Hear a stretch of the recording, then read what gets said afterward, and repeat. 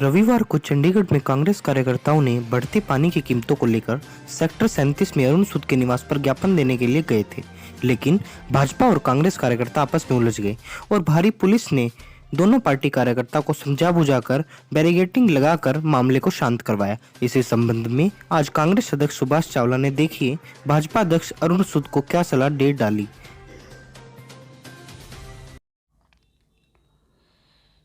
प्रिय भाई अरुण सूद जी, अध्यक्ष भारतीय जनता पार्टी चंडीगढ़,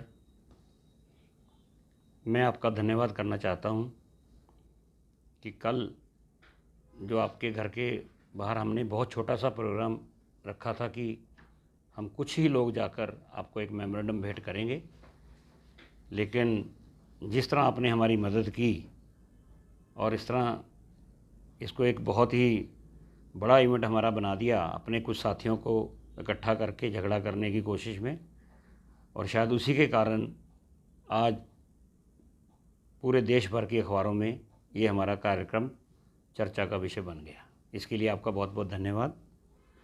लेकिन मैं इतना ज़रूर कहना चाहता हूँ कि राजनीति में भी कुछ असूल होते हैं, कुछ भाषा होती है जिसका इस्तेमाल कब करना और कब नहीं करना। कल आपने एक वीडियो में कुछ आपत्तिजनक शब्दों का इस्तेमाल किया, जिसके बारे में ज़रूर आपको कहना चाहता हूँ। पहला, आपने कहा कि हमने चूड़ियाँ नहीं पहन रखी। ये भाषा किसी भी राजनीतिक व्यक्ति के मुंह पे शोभा नहीं देती। ये कह के आप उस नारी जाति का अपमान कर रहे हैं जो ये चूड़ियाँ पहनती हैं। ये चूड़ियाँ हमारी बहनें और माताएं ये पहनती हैं। आप क्या कहना चाहते हैं कि जो चूड़ियाँ पहनता है वो कमज़ोर है? ये कह के आप ये जिताना चाह रहे हैं कि नारी शक्ति कमज़ोर है। आज वो समय नहीं है, इसलिए इस भाषा का इस्तेमाल ना करें। दूसरी, आपने बात ये कही कि वहाँ पर कुछ महिलाएं थालियाँ बजाकर खुसरों की तरह, हिजड़ों की तरह कर रही थी। मैं आपको बताना चाहता हूँ कि हिजड़े भी समाज का एक उपेक्षित अंग हैं। उनसे सहानुभूति रखनी चाहिए, ना कि उनको किसी ताने का एक उसका आसरा लेना चाहिए। आप किसको हिजड़ा कह रहे हैं? वो जो हमारी माए बहनें जो थालियाँ बजा रही थी। और अरुण सूद जी, ये थालियाँ बजाना हमें मोदी जी ने ही सिखाया है। आपके देश के बड़े बड़े नेताओं ने खड़े होकर थालियाँ बजाई हैं और आज भी बजा रहे हैं, तो क्या आप उनको भी हिजड़े कहेंगे? इसलिए ये बातें सही नहीं हैं। दूसरी, आपने ये कहा कि हम आपका नामो निशान इस दुनिया से मिटा देंगे। ये किसी घमंडी की भाषा हो सकती है, आम आदमी की नहीं। नामो निशान मिटाने की ताकत सिर्फ भगवान में है और किसी में नहीं है। आपने एक और बहुत आपत्तिजनक बात की मेरे बारे में, मुझे मुल्ला कहा। वैसे मुझे मालूम है आपकी पार्टी की जो विचारधारा है कि आपके मन में मिनॉरिटी के बारे में कितनी इज्जत और मान सम्मान है, लेकिन मैं किस धर्म का आदमी हूँ, किस धर्म को मानता हूँ, इसका सर्टिफिकेट मुझे आपसे लेने की ज़रूरत नहीं है। तीसरा, आपने ये कहा कि मैं 4-4, 5-5 आदमियों के लिए भीख मांग रहा था अपने पार्टी वर्करों को। ये मेरा अधिकार है कि मैं अपनी पार्टी वर्करों को क्या मैसेज दूँ। 4-4, 5 आदमी मैंने इसलिए बुलाए थे कि ये छोटा फंक्शन है हमारा, हम कोई शोर शराबा या शक्ति प्रदर्शन नहीं चाहते थे। ये तो आप शायद डर के आपने अपने आदमियों को इकट्ठा कर लिया। कभी ये आज तक हुआ है किसी राजनीतिक पार्टी में कि हमने तो उसी जगह पर 4 बजे का टाइम दिया और आपने 2 बजे ही अपने आदमियों से वहाँ कब्ज़ा करा दिया? अगर ये काम आप ना करते तो पुलिस को वहाँ बैरिकेड ना लगाने पड़ते। ये आपकी वजह से लोगों को परेशानी हुई है। हमने तो प्रोग्राम ही संडे को रखा था और हमारा तो कार्यक्रम 4 बजे शुरू होना था और 4:30 बजे ख़त्म हो जाना था। आपने कई और भी बातें बहुत गलत कही हैं कि आप भीख मांग रहे थे।